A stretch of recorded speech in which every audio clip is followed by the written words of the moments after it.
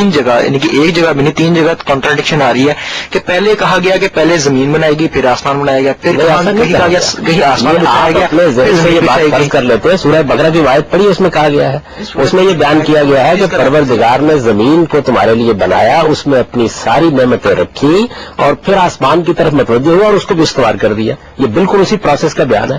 کسی جگہ زمین سے شروع کر کے آسمان پہ بعد میں جو کام ہوا ہے اس کو بیان کر دیا، کسی جگہ تخلیق کے ابتدائی مراحل بیان کر دیے ہیں. ایک عمل جب آپ کرتے ہیں، آپ مکان بناتے ہیں، تاج محل کی تعمیر کر رہے ہوتے ہیں، تو کبھی آپ یہ کہتے ہیں کہ ہم نے پتھر گارا نقشہ بنایا، اس کے بعد ہم نے تاج محل کو اٹھانا شروع کر دیا. کبھی آپ بیان کرتے ہیں کہ ہم نے برجیاں بنائی، پھر اس کے بعد ہم نے یہ معاملہ شروع کر دیا. تو بعض اوقات آپ ایک ہی چیز جو کئی ادوار میں ہوئی ہے اس کو مختلف مراحل میں بیان کر رہے ہوتے ہیں. ان مختلف مراحل کو قرآن مجید نے بیان کر دیا. خالص انسانی سے جو ذہن ہے وہ حیات جو بعد از بہت حیات ہے اس کو بڑی مشکل سے وہ سمجھتا ہے. لیکن سورۃ بقرہ کی آیت نمبر 260 میں ہے کہ حضرت ابراہیم نے بھی اس وقت تک یقین نہ کیا اس بات پہ جب تک انہوں نے جانوروں کو زندہ ہوتے نہ دیکھا. تو ایک جب پیغمبر بھی فزیکل ہیپننگ سے وہ اپنے ایمان کو کنسالیڈیٹ کر رہا ہے تو اس طرح ایک عام آدمی کے لیے کیسے ممکن ہوگا؟ ذرا وہی آیت پڑھی، اس میں کیا بات ہے. جیسے ہی انہوں نے یہ سوال کیا، پہلا اس کا سوال اللہ تعالیٰ کا یہ تھا کہ کیا تم ایمان نہیں رکھتے؟ تو میں کہا کہ نہیں، پورا ایمان رکھتا ہوں میں، اس میں تو کوئی سوال نہیں، اطمینان قلب کے لیے پوچھ رہا ہوں. تو اطمینان قلب کی تو کوئی حد نہیں ہے. تو اس وجہ سے ہم علم و عقل کی بنیاد پر مطالبہ ایک عام آدمی کر دے تو یہ بات یہ ہے کہ عام آدمی مطالبے کرتا رہتا ہے بہت سے. اللہ تعالیٰ بہت سے مطالبات پورے کرتے ہیں. اللہ تعالیٰ تو کہتے ہیں کہ ہم عام انسانوں کو بھی آفاق اور انفس میں اپنی آیات دکھاتے ہیں. میں تو کہتا ہوں اس وقت سائنس نے جو اکتشافات کیے ہیں اور جس سے غیر معمولی مذہبی حقیقتیں واضح ہوئی ہیں، یہ سب بھی اللہ تعالیٰ کی طرف سے انسان کا مطالبہ ہے جس کو پورا کر دیا اللہ تعالیٰ نے. کل کوئی دو مختلف چیزیں. جی بالکل، تو اس میں کیا شک ہے. دیکھیے میں عقلی لحاظ سے ایک چیز پر مطمئن ہو جاتا ہوں، اس کے بعد میں یہ چاہتا ہوں کہ مجھے اس میں مزید یقین حاصل ہو جائے. سائنس میں ایسا ہی ہوتا ہے، بعض اوقات ایک نظریہ پیش کیا جاتا ہے، آپ اس پہ یقین کرتے ہیں. ایک عام آدمی تو پھر اطمینان قلب حاصل نہیں کر سکتا. عام آدمی بھی اطمینان قلب حاصل کرتا ہے، اس کو بھی اللہ نے اتنی عقل دی ہے، اتنا علم دیا ہے. عام آدمی یہ مطالبہ نہیں کر سکتا کہ خدا سے کہ تم میرے سامنے مردوں کو زندہ کرو تاکہ میں اطمینان قلب حاصل کروں. پیغمبر تو کر سکتا. میں تو عرض کر رہا ہوں کہ عام آدمی کے مطالبات تھے جس کو اللہ تعالیٰ نے سائنسی اکتشافات سے دیکھیے کس شان کے ساتھ پورا کیا ہے. ہم لوگوں کو بتانے کی کوشش کرتے تھے کہ ایک وقت آئے گا آپ کا سارا ریکارڈ مرتب کر کے پیش کر دیا جائے گا. لوگ تعجب کرتے تھے آپ کمپیوٹر میں آپ وہی کچھ کر رہے ہیں. ٹھیک ہے. تو اللہ تعالیٰ آفات میں بھی اپنی نشانیاں دکھاتے ہیں، انفس میں بھی دکھاتے ہیں. اللہ تعالیٰ قیامت کے دن یہ بات ہوگی کہ ہمارا ریکارڈ ہوگا. سائنٹیفکلی یہ بات پروو ہو چکی ہے کہ ہم جب کچھ بولتے ہیں تو وہ اب ہمارے جو الفاظ ہیں، یہ ورڈز ہیں، وہ ہوا میں یا ایئر میں وہ ریکارڈ ہو جاتے ہیں. تو آپ اس کو کیسے ریلیٹ کریں گے اس بات سے؟ میں نے اسی کی طرف توجہ دلائی ہے. یہ پوچھ رہے تھے کہ ہمارے اطمینان قلب کے لیے کیا ہوتا ہے. میں کہتا ہوں کہ اس زمانے میں تو اللہ تعالیٰ نے ایسی نشانیاں اپنی دکھا دی ہے کہ وہ اطمینان قلب ہی کا نہیں، اس سے آگے بھی کچھ چیزوں کا ذریعہ بن رہی ہیں. تو اللہ تعالیٰ عام لوگوں کے لیے بھی کرتا ہے، پیغمبر کے ساتھ براہ راست مکالمہ ہو جاتا ہے. ہمارے لیے اللہ تعالیٰ اپنی آیات نمایاں کرتا رہتا ہے. اس کو قرآن میں بیان کیا کہ ان قریب ہم تمہیں آفاق میں بھی اپنی نشانیاں دکھائیں گے اور تمہارے اپنے وجود میں بھی اپنی نشانیاں دکھائیں گے. کہہ سکتے ہیں نا کہ سائنس کو آپ مذہب سے یا اسلام سے آپ علیحدہ کر دو، تو اس بات سے تو یہی چیز ہوگی نا کہ وہ یہ کسی نے نہیں کہا کہ آپ فلاں کو فلاں سے علیحدہ کر دو. یہ بتایا جا رہا ہے دونوں کا موضوع الگ الگ ہے. مذہب کا موضوع یہ ہے کہ وہ آپ کے اخلاق کی تطہیر کرے، آپ کے وجود کا تزکیہ کرے، آپ کو قیامت میں کامیابی کے قابل بنائے. وہ اخلاقی چیزوں کو اپنا موضوع بناتا ہے. سائنس کا موضوع اس کے بالکل برعکس یہ ہے کہ وہ طبیعیات میں تحقیق کرتی ہے، وہ دعاؤں میں تحقیق کرتی ہے، وہ آپریشن کے طریقے ایجاد کرتی ہے. ان کا مذہب سے کیا تعلق؟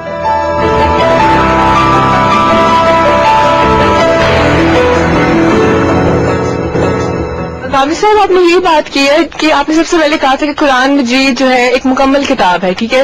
ہر ایک کا الگ پرسیپشن ہوتا ہے قرآن مجید کو لینے میں. اسی طرح قرآن مجید میں آیا ہوا کہ کائنات جو ہے ہم نے پیدا کی اور انسان کا ہے کہ وہ اب اس کو ڈسکور کرے. تو کائنات کے اندر پورا سائنس نہیں آتا. ڈونٹ یو تھنک آپ دونوں کو کہہ رہے ہیں الگ موضوع ہے، ٹھیک ہے، لیکن don't you think science is in Islam? You are totally negating Islam and you are separating the both sects, although they are not separated. What do you have to say about it? دیکھیے جتنی باتیں آپ نے میری طرف منسوخ کی ان میں سے میں نے ایک بات بھی نہیں کہی. نہ قرآن مجید میں ہے، نہ قرآن مجید میں میری گزارش سن لیں. یہ کہ قرآن مجید ایک مکمل کتاب ہے، میں نے یہ کہا کہ قرآن مجید اپنے موضوع کے لحاظ سے ایک کامل کتاب ہے. اس کا موضوع کیا ہے؟ اپنا پرسپشن ہے نا. مکمل کتاب کا مطلب ہے اللہ تعالیٰ نے ہر واک آف لائف میں آپ ہر چیز میں اس کو اپنے ساتھ ریلیٹ کر سکتے. اٹس ناٹ دیٹ کہ آپ صرف دعا صرف ان معاملات میں ہیں جن میں ہمیں خدا کے سامنے جواب دہ ہونا ہے. یعنی آپ کو اس کے لیے جواب دہ ہونا ہوگا کہ آپ نے ٹرین میں سفر کیوں کیا, جہاز میں سفر کیوں نہیں کیا. آپ کو اس کے لیے جواب دہ ہونا ہوگا قیامت کے دن جا کے کہ آپ نے سپوتنک طیارہ کیوں ایجاد کیا تھا اور کیوں ایجاد نہیں کیا. آپ کو اخلاق کی چیزوں میں جواب دہ ہونا ہے. آپ نے سچ بولا, آپ نے دیانت سے کام لیا, آپ نے اعلیٰ ترین زندگی بسر کی, ایسی زندگی بسر کی جو اعلیٰ اقدار پر مبنی تھی. یہ قرآن کا موضوع ہے. یہ موضوع ہے, لیکن سائنس بھی اس کا ایک موضوع ہے. یو کی not negate it, there is in thing. آپ کا سوال واضح ہو گیا, مجھے اجازت دیجیے. ایسا نہیں ہے. دیکھیے قرآن مجید میں کوئی سائنسی چیز کب زیر بحث آتی ہے؟ اس وقت زیر بحث آتی ہے جب مثلا قرآن توحید پر دلائل دے رہا ہوتا ہے, آخرت پر دلائل دے رہا ہوتا ہے, اس کے ضمن میں وہ بات زیر بحث آتی ہے. کسی چیز کا موضوع ہونے کا مطلب یہ ہوتا ہے کہ اس کو موضوع بنا کر اس پر گفتگو کی جا رہی ہے. یہ قرآن نے کہیں نہیں کیا. قرآن آپ کے گھر میں موجود ہے. اگر راہ کرم ذرا مجھے بتا دیجئے کہ اس وقت آپ کی طب نے جو ترقی کی ہے یہ کس آیت کے تحت کی ہے؟ ذرا بتا دیں. نہیں کی, لیکن عقل و فہم ہم نے قرآن مجید سے ہی حاصل کیا نا, کہ آپ نے اور ڈسکور کرنا پوری کائنات کو. ٹھیک ہے, اسی کے یہ جو آپ قرآن کی طرف جو بات, میری گزارش, جو قرآن کی طرف آپ بات منسوخ کر رہی ہیں, یہ قرآن نے کہاں کہی ہے کائنات کو ڈسکور کرو؟ اللہ تعالیٰ نے خود کہا ہے کہ کائنات میں نے بنائی. اور میں تو پوچھ رہا ہوں کہاں کہا ہے؟ قرآن مجید میں کہیں نہیں گئی یہ بات. قرآن کائنات کی طرف آپ کو توجہ دلاتا ہے کہ غور کرو اس کائنات کے اوپر اور جانو کہ یہ کس کی تخلیق ہے. وہ خدا کے وجود کی طرف آپ کو متوجہ کر رہا ہے, آخرت کی طرف متوجہ کر رہا ہے. خدا کے وجود کی طرف متوجہ نہیں کرتا کہ آپ. یہ سائنس کا موضوع نہیں ہے. دیکھیے سائنس کا موضوع یہ ہے کہ وہ کائنات کا مطالعہ کرے, اس کے قوانین اور لاز کا مطالعہ کرے, اس کی بنیاد کے اوپر چیزوں کو ایجاد کرے, اس کی بنیاد پر آپ کی زندگی کے اندر راحت پیدا کرے. یہ سائنس کا موضوع ہے. مذہب کا موضوع اس کے بالکل برخلاف یہ ہے کہ آپ کو یہ بتائے کہ ذات خداوندی کی صفات کیا ہے, آپ کو قیامت میں کیا پیش آنے والا ہے. اصل موضوع یہ ہے. اس وجہ سے کہیں ضمن ذکر آتا ہے, جس طرح سائنس کبھی ضمن مذہب کا بھی ذکر کرتی ہے.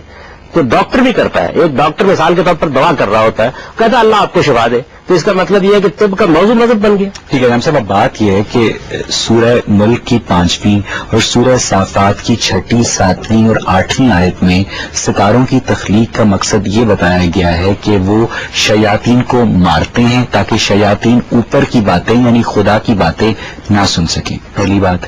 سائنس جو ستاروں کی تخلیق کو بگ بینگ کا نتیجہ قرار دیتی ہے, اب اگر ستاروں کی تخلیق کا مقصد شیاطین کو مارنا ہے تو پھر کیوں ستارے ہر دم بنتے اور ختم ہوتے رہتے ہیں؟ مقصد تخلیق تو بیان نہیں ہوا. یہ کہا ہے کہ ہم نے ان ستاروں سے یہ کام بھی لیا ہے.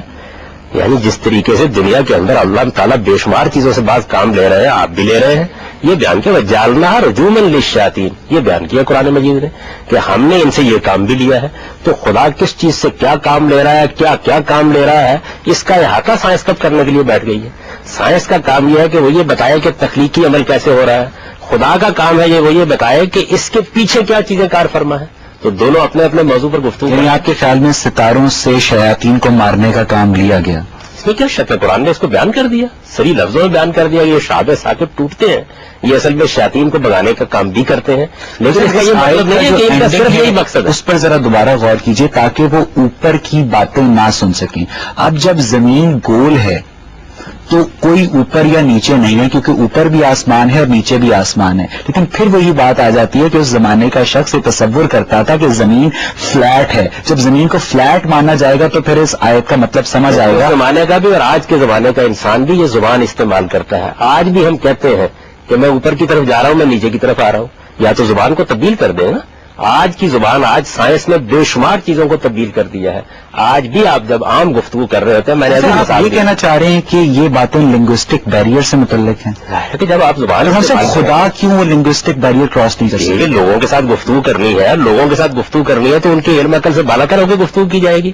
میں آج گفتگو کروں گا تو میں آج کی زبان بولوں گا جو لوگ زبان سمجھتے ہیں, یعنی اس کے اندر سے آپ سائنس برآمد کرنے کی کوشش کر رہے ہیں. سیدھی سی باتیں. آج بھی ہم کہتے ہیں کہ اوپر والا جانے, تو ظاہر ہے کہ اوپر والا جانے جب ہم بولتے ہیں تو اس میں کسی سائنسی حقیقت کی نفی نہیں کر رہے ہوتے.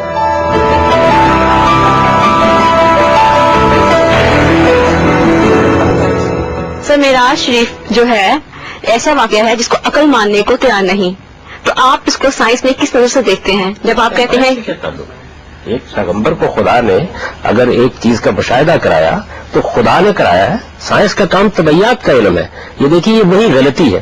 سائنس کا یہ کام ہی نہیں ہے, وہ ایک غلط چیز میں دخل دے رہی ہے. سائنس کا کام یہ ہے کہ طبعی قوانین کے تحت جو کچھ ہوتا ہے اس کو سمجھے.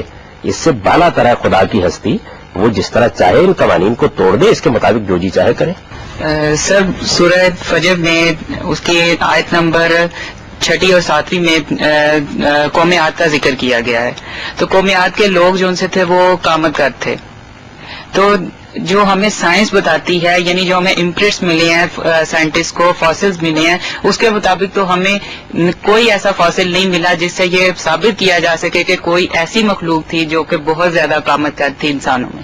تو سر آپ کوئی بات نہیں کہی، یہ بتایا ہے سورہ فجر میں سر سورہ فجر کے الفاظ پڑھیے، بتائیے کہاں کہا گیا اس میں کہ ان کی قامت کوئی عام انسانوں سے مختلف تھی. سر آپ اس چیز کو بہتر جانتے ہیں اور اس چیز کو ہم نے کئی جگہ سنا ہے. نہیں، آپ نے سنا تو آپ کو پڑھ بھی لینا چاہیے تھا. قرآن مجید میں ایسی کوئی بات نہیں کہی. نہیں، سر یہ بات ہے کہ قامت قد کے لوگ